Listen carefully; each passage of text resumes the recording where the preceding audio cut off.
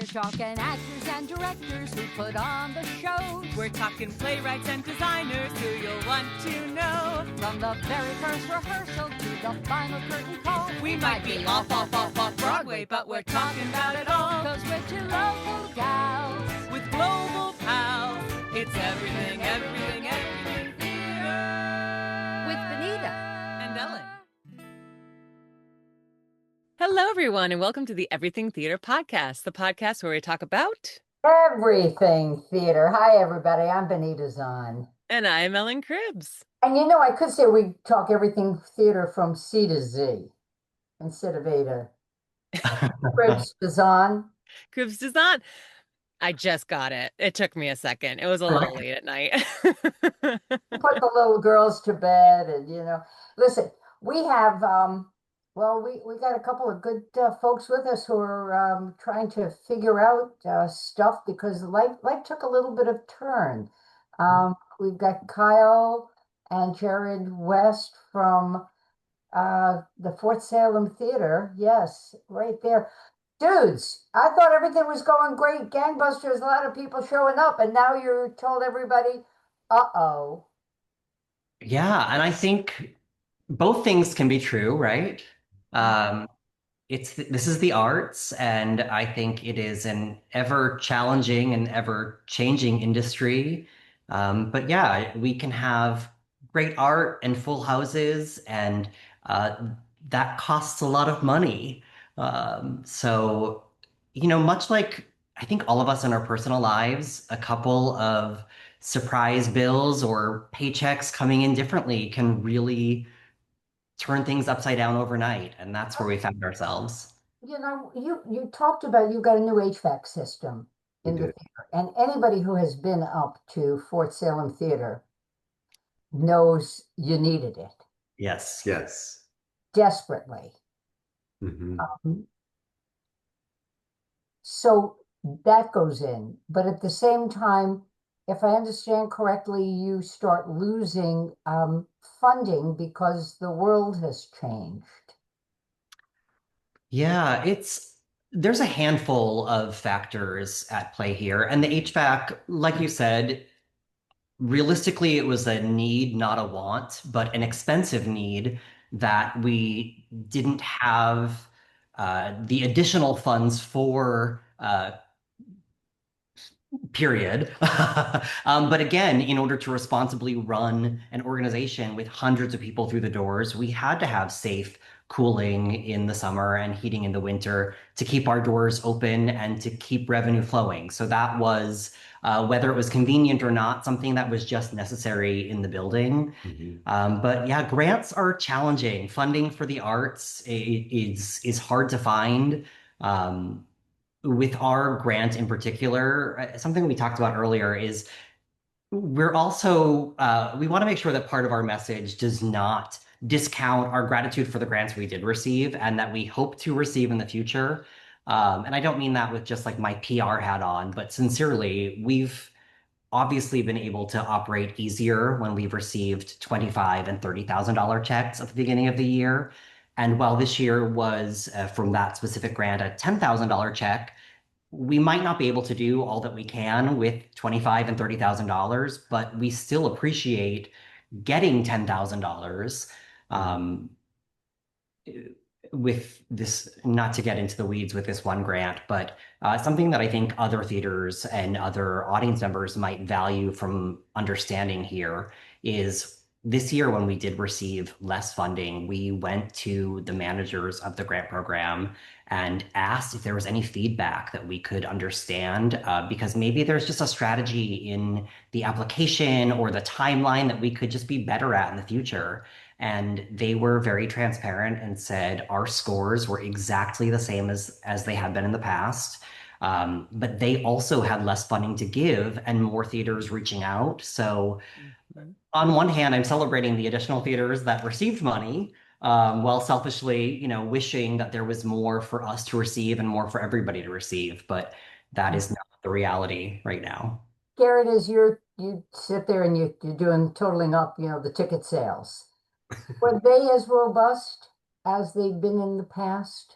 So surprisingly, we have had some really great ticket sales this year. We had full houses for Kinky Boots. We had full houses for Tick Tick Boom. We added a performance for Tick Tick Boom. We added a performance for Macbethany earlier this year. So we are doing well as far as that is concerned.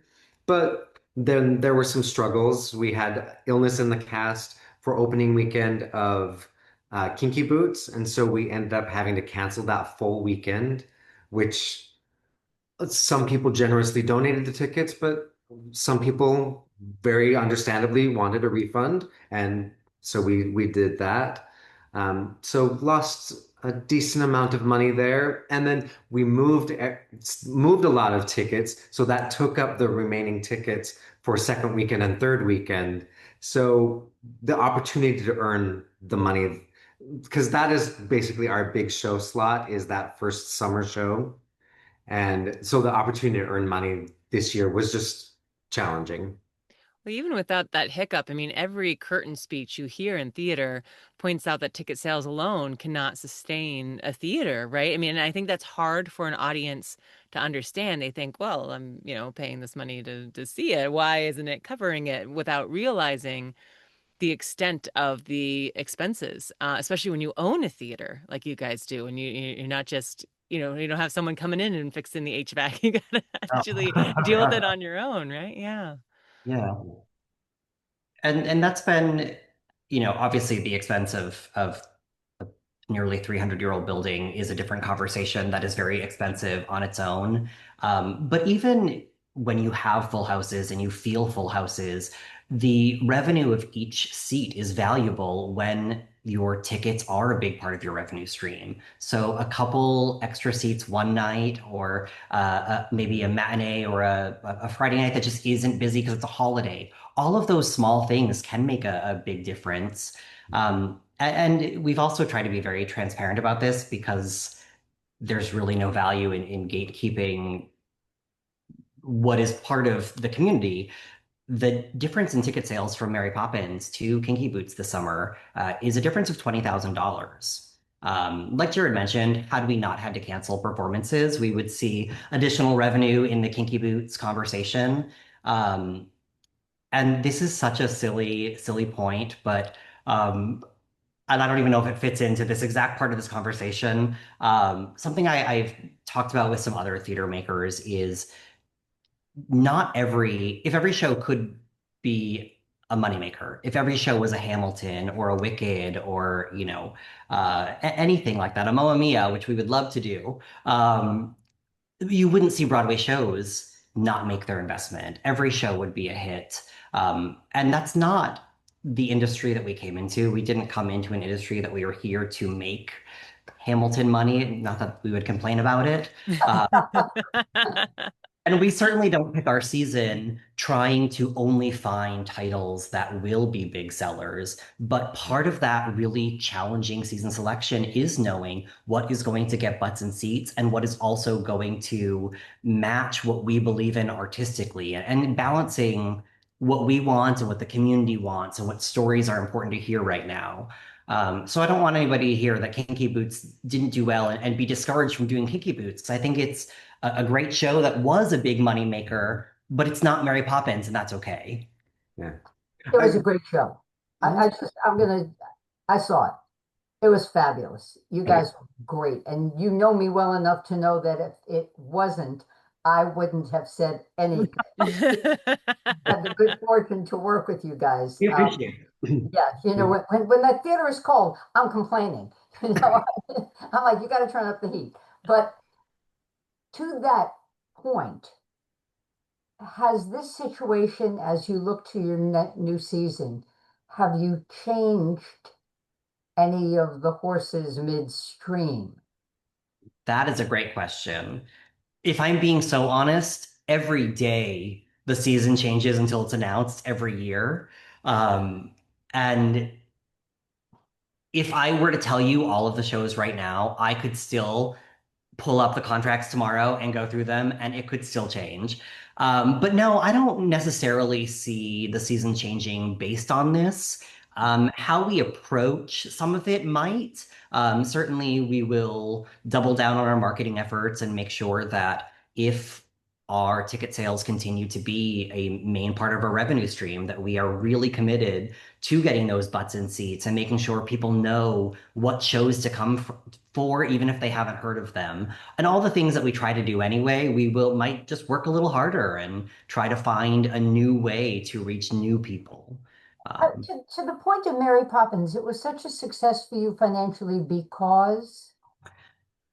Because we couldn't, if there was a seat that opened up, we couldn't fill it faster. why? Interestingly, But why? well, I think the obvious answer is it's a big family show. So you can bring grandparents and you can bring kids. We had kids in the show, so the kids' grandparents were there as well. Maybe 3 times, in Maybe, fact. yes, exactly. You know, Cahoe's Music at Park Playhouse, the Christmas show, they're doing the same show they did last year Oh, okay. because it was such a hit. Ellen's in it. Yeah. I'm see, and that's smart. So do you do something like that again? Has this made you revise?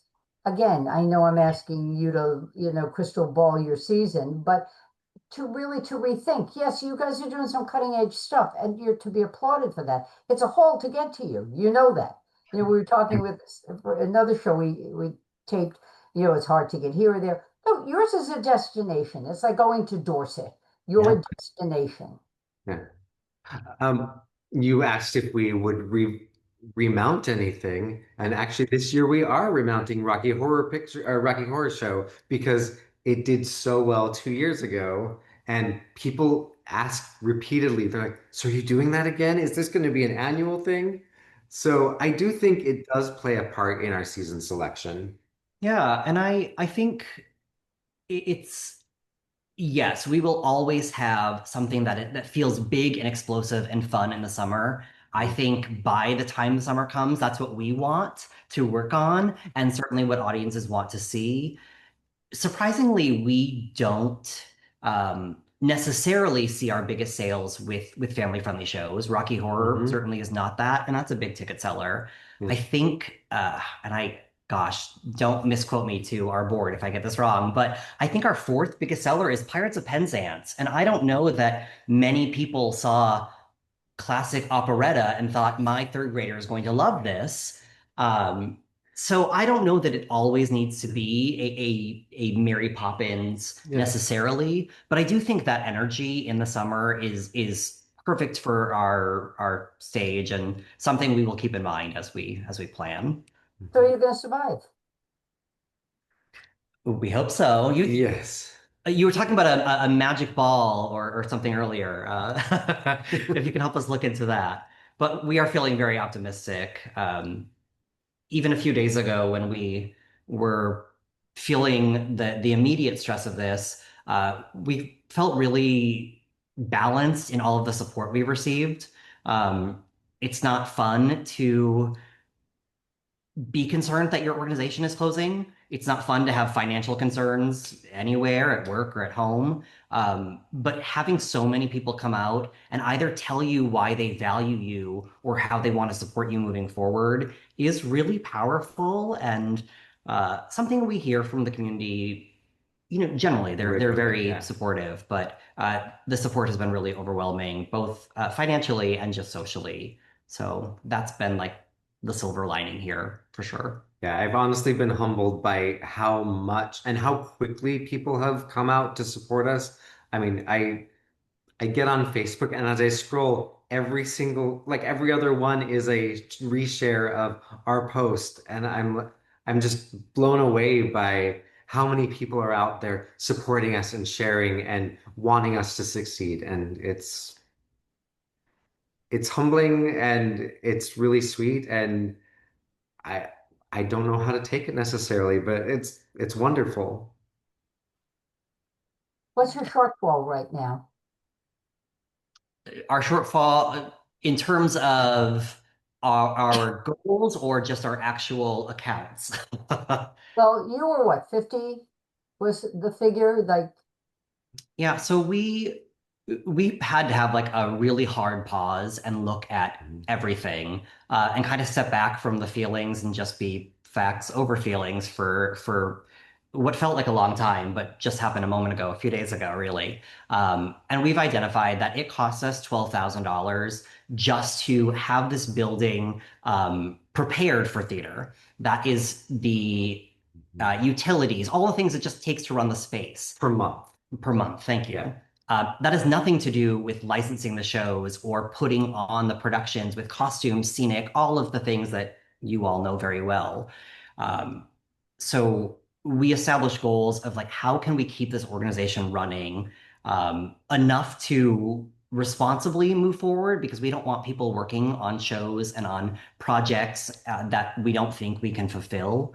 But we knew if we covered that $12,000 a month baseline expense, that we could responsibly continue seeking funding and selling tickets and finding revenue streams to actually move forward responsibly.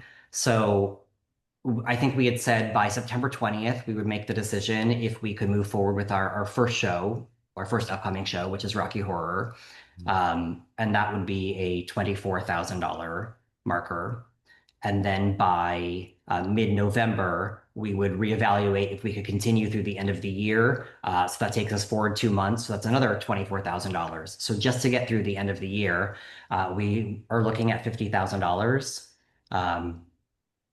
To be extra cautious to look into the future, we also identified that by that point, we needed to know that we had the next 2 months also lined up. So it wasn't just this cycle of, do we have ticket sales? Do we have ticket sales? But are these ticket sales adding to our safety net to actually support us in that capacity?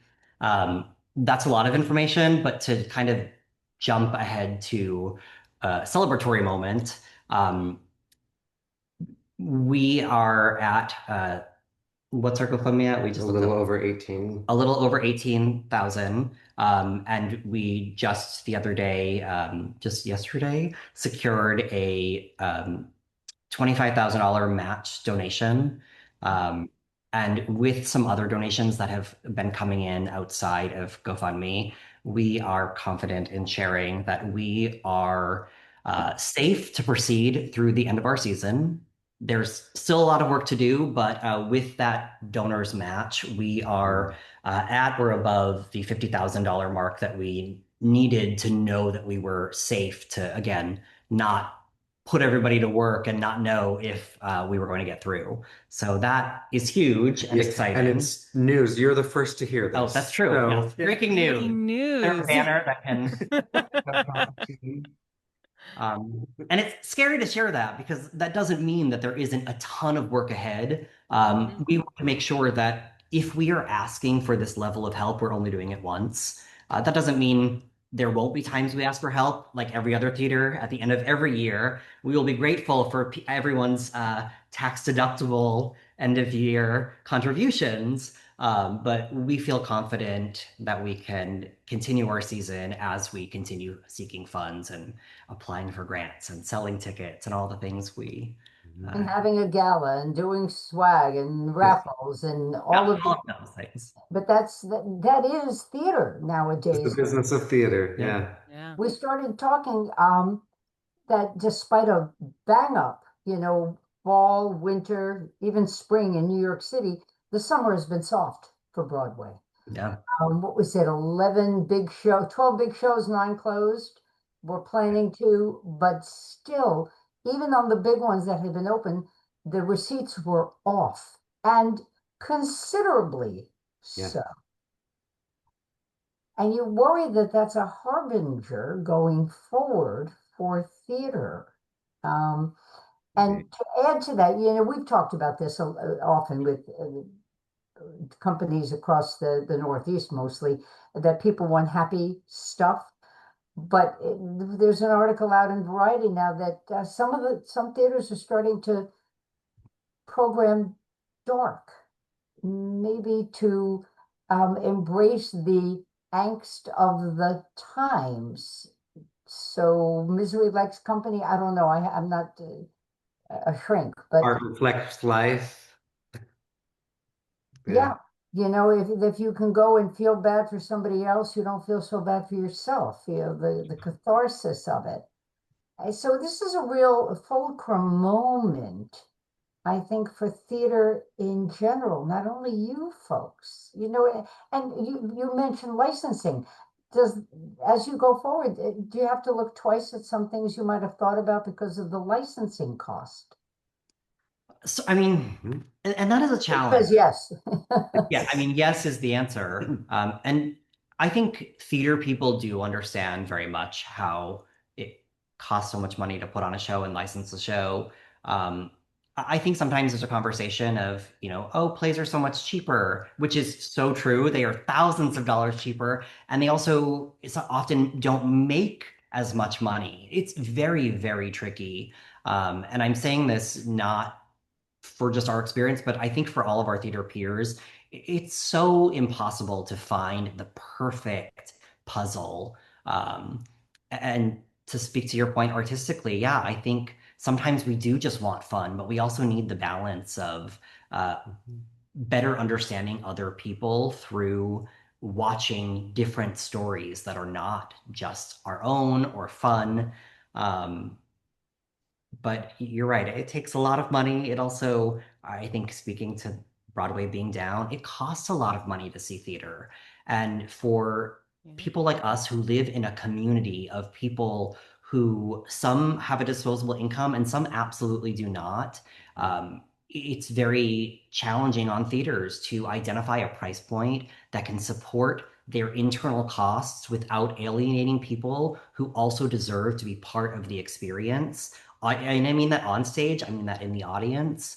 And it's very, very tricky because people deserve to see theater, people deserve to be part of that experience. And how do we make that easier so people do go to Broadway shows? And so the narrative isn't that theater is impossible and expensive and inaccessible. Yeah, elitist. Yeah. Yeah, and that's something I really noticed this year. Going to see a picture of Dorian Gray, and I got a Today Tix seat in the balcony for 100 something dollars. But everything down below was $600, and I was just looking for tickets for Purpose before it closes, and I was like, oh, I can't do that. They're all at least $350, and it seems like certain theaters have really gone up on those sales, and I wonder if that's coming from pressure of not making sales, or the cost of the show is so much. I'm wondering what's causing that.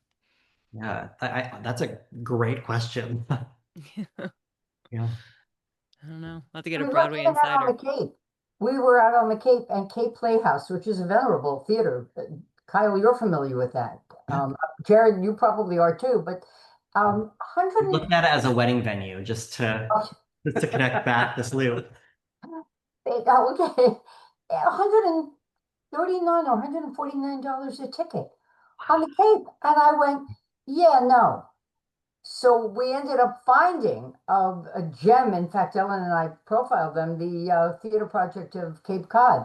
Oh Once yeah. a week for 4 weeks in July, they develop a new play for $25 There you Yeah. go. to go see. Yeah, we joked this season. It was when we announced our season tickets, or this must have been last summer. I looked up all of the Broadway ticket prices and asked our audiences, like, okay, how much do you think the top ticket on Broadway is tonight? What do you think the lowest is? And then tried joking back about like, and you could see an entire year's of worth of theater for less than one ticket tonight to fill in the blank. Um, Mhm. but it is an Yeah. expensive. And I wonder also if you folks are uniquely situated because you're in a rural area Mhm. to Mm. garner other funding, other, if there are folks out there who want to make sure that communities like yours stay artistically robust. Sure. I mean, I know that we're seeing the support from the community in Salem. Um, we've gotten so many contributions, but also people reaching out and saying, "What can we do? I don't have money, but how can I help?" Mm. So I do think that there is a value to us existing in this community in this rural area. Yep. And I'm sure there are more grants that either we don't know about or that we haven't yet been successful in getting. Um, although we're approaching Fort Salem's 54th year of theater, which is amazing.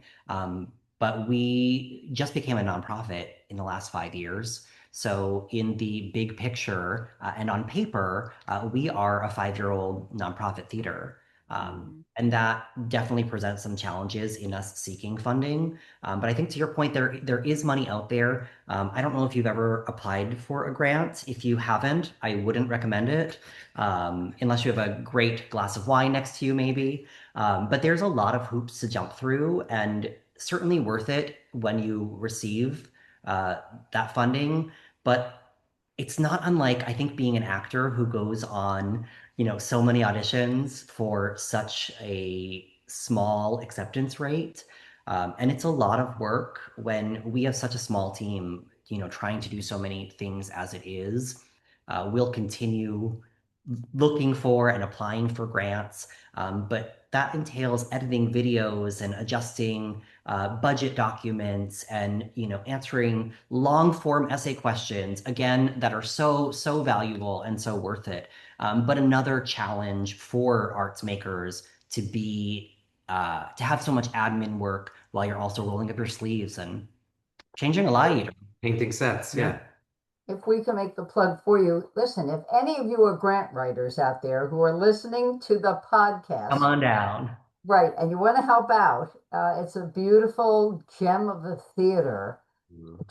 Two stages in the facility, and that's one way people can help if they don't have the dollars and cents. Another way is if you know folks who are inclined to donating the dollars and cents to put them in touch, and in kind work as well.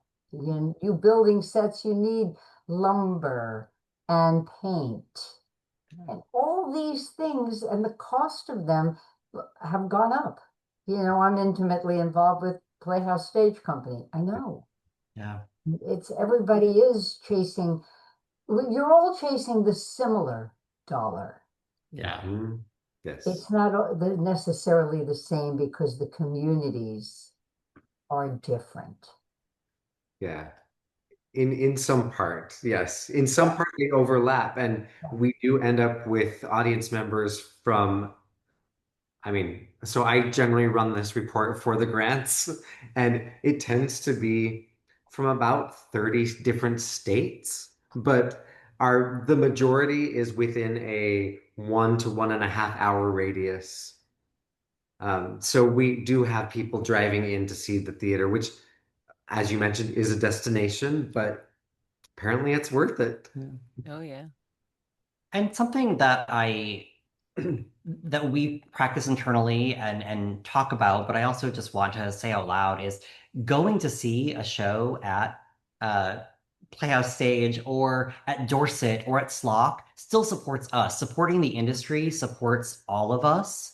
And if another theater is successful and gets attention, that is a win for us. So you might not live somewhere that you can come to Fort Salem, or you might not have the funds to send our way. You can still support social media, which honestly is a big win because it helps spread awareness. But supporting any theater still supports the industry that we love and care about. And I think that's a very big part of the equation that we sometimes easily forget. The wonderful Maggie Mancinelli Cahill, who just today packed up her office. I can't believe. But she always, especially in the last couple seasons, has made a point in curtain speeches of saying, there's, let's face it, there's an assault on the arts right now. And, any form of art that you love, it doesn't have to be us. It can be the museum you love, the dance company, you have to go. Now's the time because, there's already so many challenges for all these arts companies. But now in these days of funding companies getting pressured to not support certain kinds of art and or no art at all for that matter. It's a very scary time. So yeah, just to echo what you said so eloquently of now's the time to stand up and really go support what you love. Yep. And if somebody wants to make a donation, how do they go about doing it? They can simply go on fortsalem.com if they are comfortable with an online transaction. They can walk up to these doors right here. If they bang loud enough, we'll hear them from our house down the street. They can call us at 518-854-9200. I can't believe I got that out that quickly. But they could send a smoke signal. We will find them and we will thank them very loudly and very often. Mhm.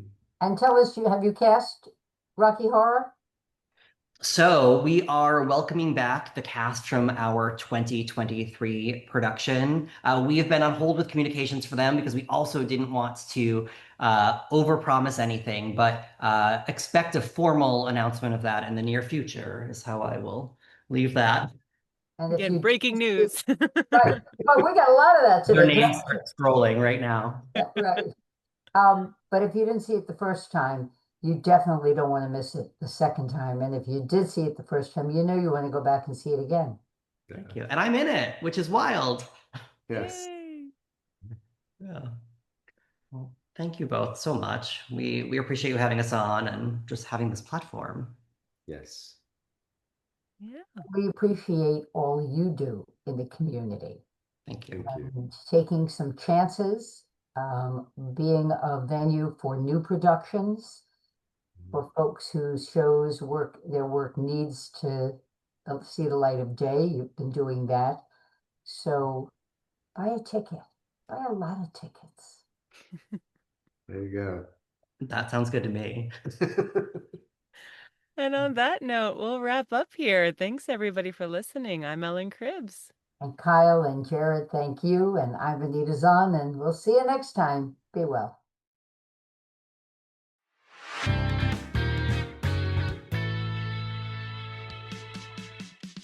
Thank you so much for listening to the Everything Theater podcast. Special thanks goes out to Alice Grinling for our photography and Justin Friello for composing our amazing theme song. Please remember to subscribe to our podcast and follow us on Facebook, Twitter, and Instagram. If you want to share your thoughts or what's going on in your theater community, you can reach out to us on social media or through our email at everythingtheaterpodcast@gmail.com. Till next time, it's everything, everything, everything.